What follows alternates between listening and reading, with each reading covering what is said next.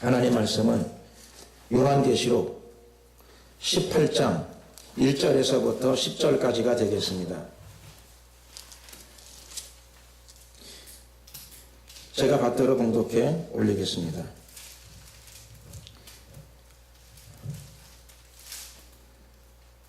이일 후에 다른 천사가 하늘에서 내려오는 것을 보니 큰 권세를 가졌는데 그의 영광으로 땅이 환하여 지더라. 힘센 음성으로 외쳐 가로되 무너졌도다 무너졌도다 큰 성 바벨론이여, 귀신의 처소와 각종 더러운 영에 모이는 곳과 각종 더럽고 가증한 새에 모이는 곳이 되었도다. 그 음행의 진노의 포도주를 인하여 만국이 무너졌으며 또한 땅의 왕들이 그로 더불어 음행하였으며 땅의 산고들도 그 사치의 세력을 인하여 시부하였도다 하더라. 또 내가 들으니 하늘로서 다른 음성이 나서 가로되 내 백성아 거기서 나와 그의 죄에 참여하지 말고 그의 받을 재앙들을 받지 말라. 그 죄는 하늘에 사무쳤으며 하나님은 그의 불의한 일을 기억하신지라. 그가 준 그대로 그에게 주고 그의 행위대로 갑절을 갚아주고 그의 섞은 잔에도 갑절이나 섞고 그에게 주라. 그가 어떻게 자기를 영화롭게 하였으며 사치하였든지 그만큼 고난과 애통으로 갚아주라. 그가 마음에 말하기를 나는 여왕으로 앉은 자요 과부가 아니라 결단코 애통을 당하지 아니하리라 하니, 그러므로 하루 동안에 그 재앙들이 이르리니 곧 사망과 애통과 흉년이라. 그가 또한 불에 살라지리니 그를 심판하신 주 하나님은 강하신 자이심이니라.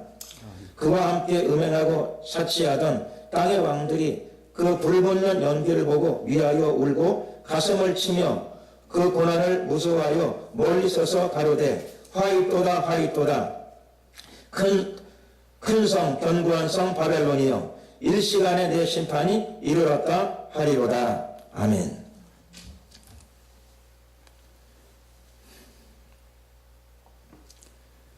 북한의 붕괴는 하나님의 심판입니다.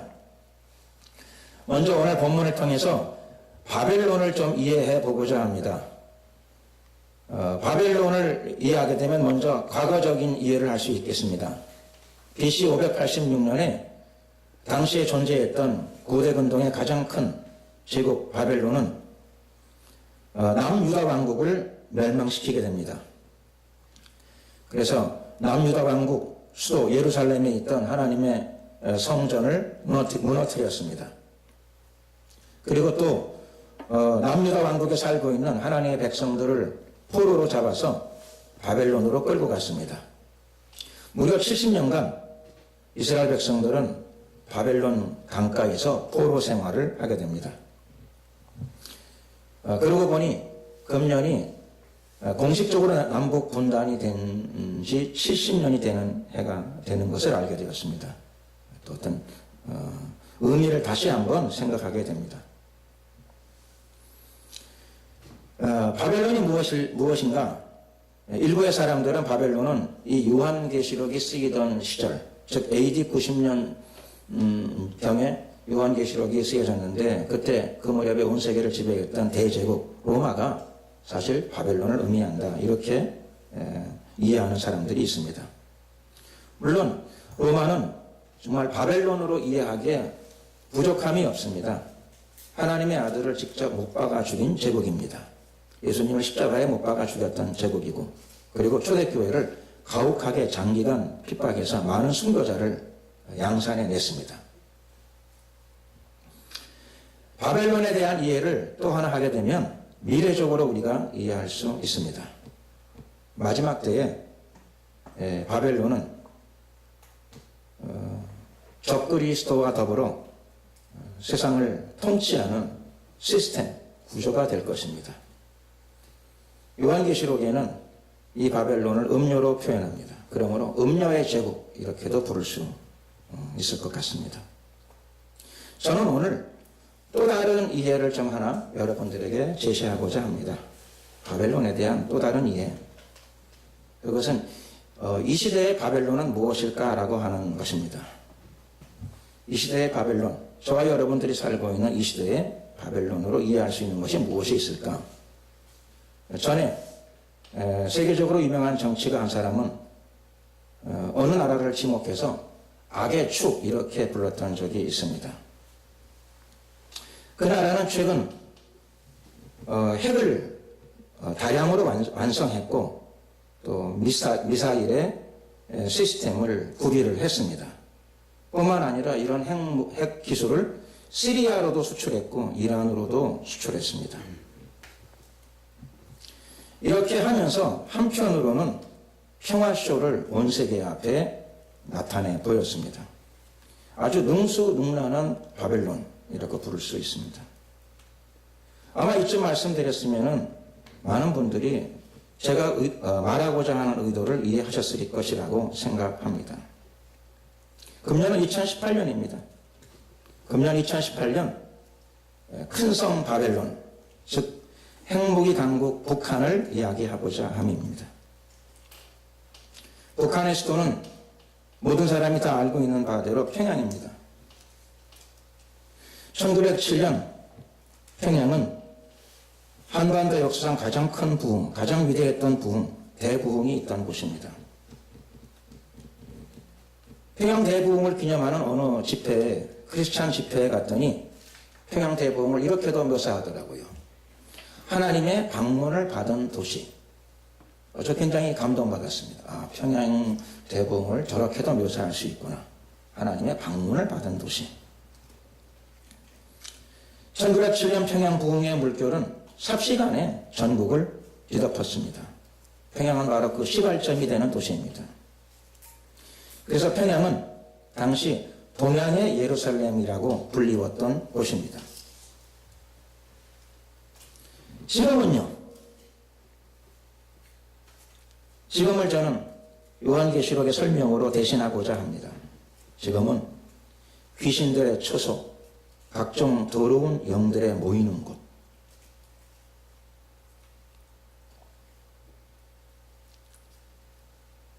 그곳을 하나님의 임재가 떠났습니다.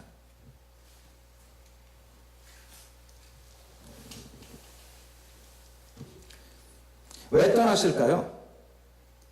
여러 가지 이유를 말할 수 있을 것입니다. 동양의 예루살렘에서 하나님은 왜 주의 임재를 거두셨을까? 1938년도 9월 9일 제27회 장로교 총회가 평양에서 개최되어졌습니다. 대한예수교 장로회 총회에서 무엇을 의결했는가 하면 신사참배를 의결합니다. 이것이 평양에서 일어난 사건입니다. 당시에 대한예수교 장로회는 한 교단이 아니죠. 장로교가 조각조각 갈라지기 전에 장로교입니다. 장로교의 모태라고 할 수도 있고 어떤 의미에서는 장로교의 한국 장로교의 영광이라고도 할 수 있습니다. 갈라지지 않은 전체 장로교회가 모여서 장로교 총회를 열고 대한예수교 장로교 총회에서 무엇을 가결했는가 하니 신사참배를 가결합니다. 그래서 평양은 평양 대붕이 일어난 도시이기도 하고 교회가 신사참배를 가결한 도시이기도 합니다. 가장 큰 하나님의 영광을 체험했던 한반도의 도시이기도 하고 가장 큰 죄악이 그곳에서 또 저질러졌던 도시이기도 합니다. 하나님의 임재가 왜 거쳐졌는가 이해하는 건 어렵지 않습니다. 사실 하나님의 임재가 거쳐졌다기보다는 어쩌면 그 도시가 하나님을 쫓아내었는지도 모릅니다. 내가 문 밖에 서서 문을 두드리노니 누구든지 문을 열면 나는 그로 더불어 먹고 그는 나로 더불어 먹으리라.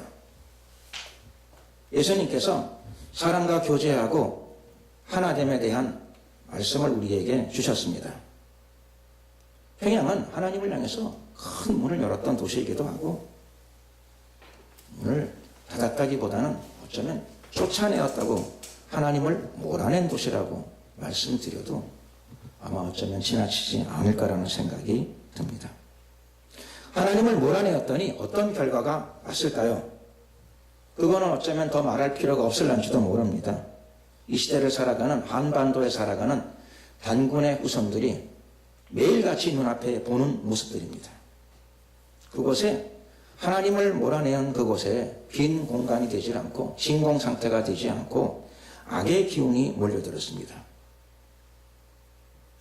너무너무나 강력한 악의 기운이 저곳에 몰려들었습니다. 악의 기운은 눈에 보이는 건 아니지만 눈에 보이는 모습으로 나타났습니다. 그것이 우상이죠. 김일성 동상이 저 북녘 땅에 수도 없이 많이 세워졌습니다. 무려 33,000개가 세워졌다고 합니다.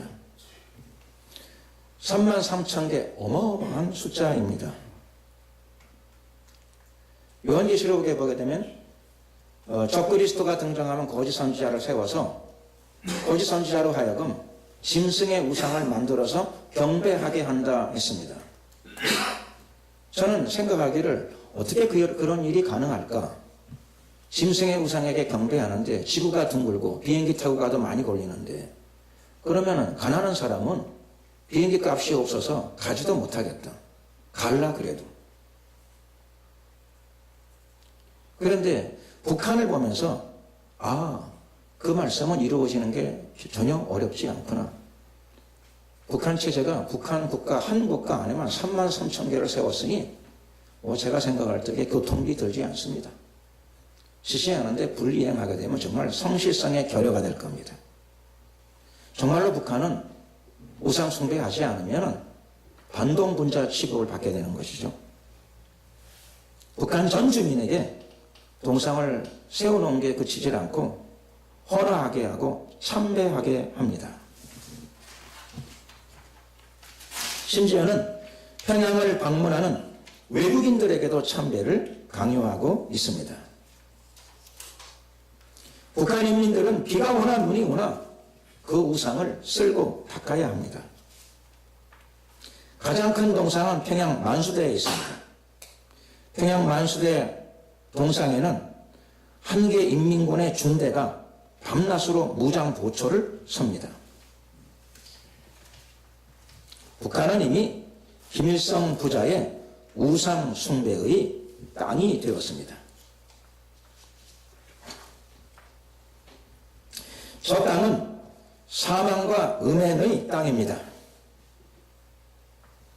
김일성 정권은 1950년 6.25 사변을 일으켜서 그 결과 전 세계 군대 281만 명을 죽음으로 몰아넣었습니다.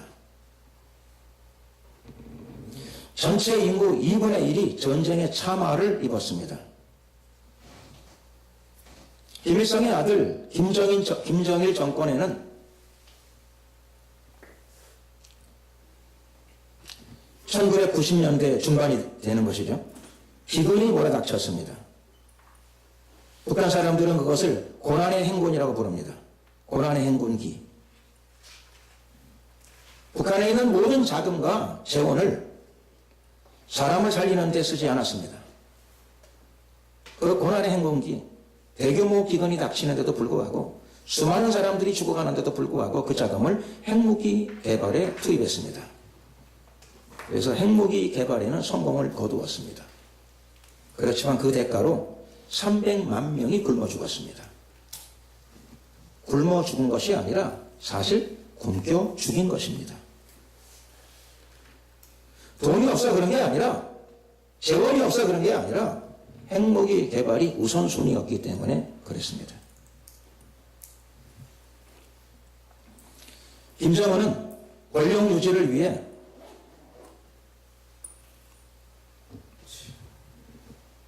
너무나 많은 사람들을 죽였습니다. 그 아들 김정은은 더더욱 이 점에 있어서 각별합니다. 자신의 권력 체제를 유지하기 위해서 많은 사람들을 숙청했습니다. 북한은 이미 피바다입니다. 그들의 공연 중에 피바다라고 하는 제목이 있다고 그러는데 3대 세습 정권이 이미 북한 땅 안에 피바다를 이루었습니다. 김정은은 집권하자마자 주위에 있는 많은 군인들과 관리들을 숙청했습니다. 장성택 하나를 숙청하는데 나중 문제를 대비하기 위해서 장성택을 숙청할 적에 친인척들을 7,200명을 체포합니다. 장성택 한 사람을 숙청하면서 친인척만 7,200명을 체포해서 일부는 죽이고 나머지는 정치범 수용소에 가두었습니다. 공포체제죠.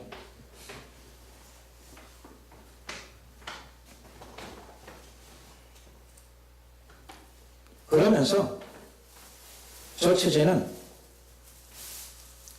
핵무기를 실험하고 ICBM 체제를 이미 갖추어 놓았습니다. 이렇게 하면서도 판문점에서 지난달 평양 냉면을 먹이면서 평화쇼를 진행하였습니다.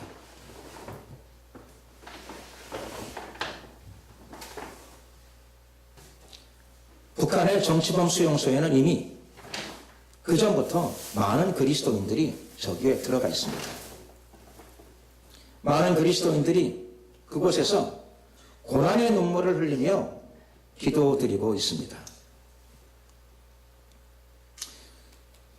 이제 주님께서 자기 백성의 기도를 들어주실 때가 되었습니다.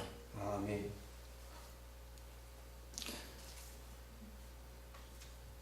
북한에서 고난받고 눈물 흘리는 그리스도인들의 눈물의 기도가 상달되고 있습니다. 한국 땅에 살고 있는 그리스도인들도 마땅히 함께 기도해야 합니다. 아멘.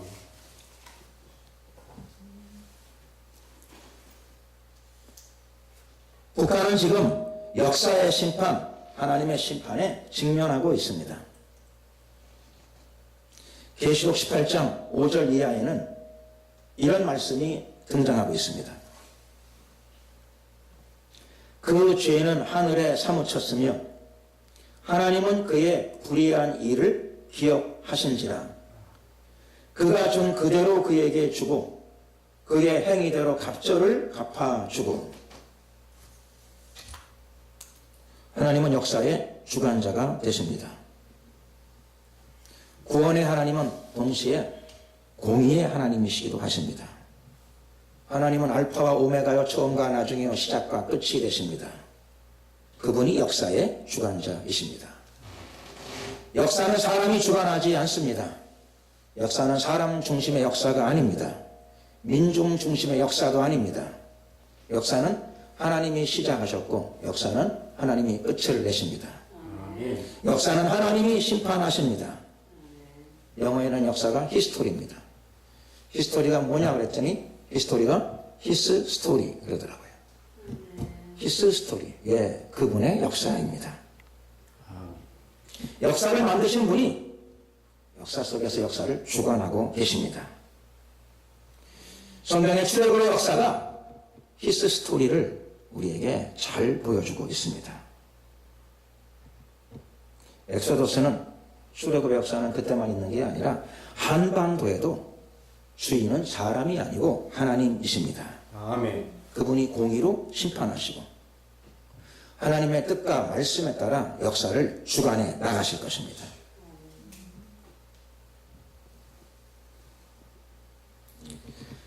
하나님이 역사에 개입하시고 간섭하시는 날, 이날은 해방의 날입니다. 오늘 본문은 이렇게 노래합니다. 천사의 노래소리 한 구절입니다. 무너졌도다 무너졌도다 큰 성 바벨론이여.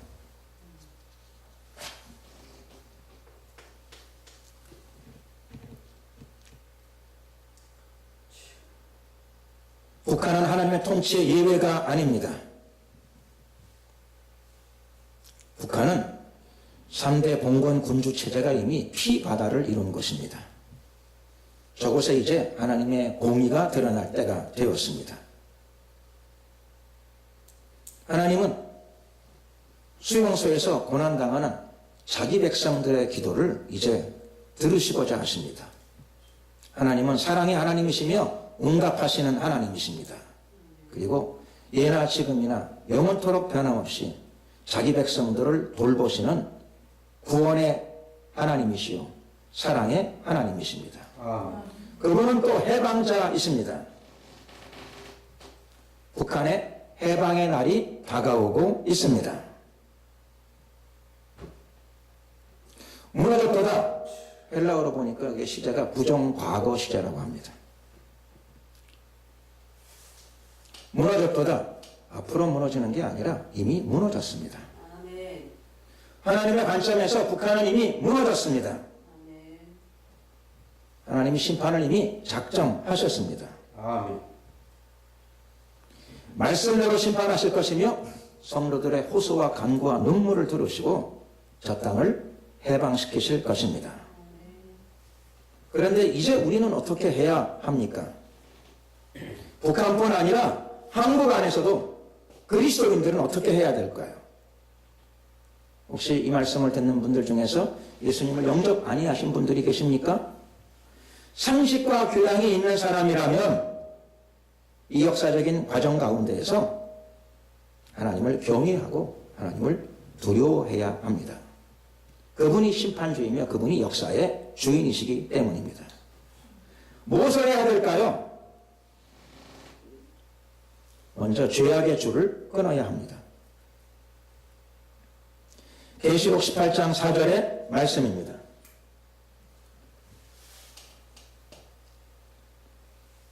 내 백성아, 거기서 나와 그의 죄에 참여하지 말고 그의 받을 재앙들을 받지 말라. 지혜로운 사람이라면 불필요한 재앙에 말려 들어가야 될 이유가 없습니다.